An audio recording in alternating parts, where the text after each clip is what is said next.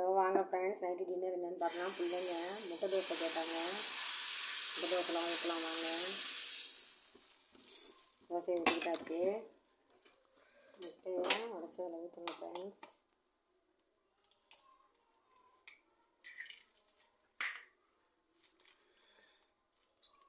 முட்டையை போட்டு நல்லா நாலா பக்கமும் இழுத்து விட்டுருங்க ஃப்ரெண்ட்ஸ். இழுத்து விட்டுட்டு அதில் கொஞ்சம் உப்பை போடுங்க, சால்ட்டு போட்டு அப்படியே மிளகுத்தூளை கொஞ்சம் போட்டுருங்க ஃப்ரெண்ட்ஸ்.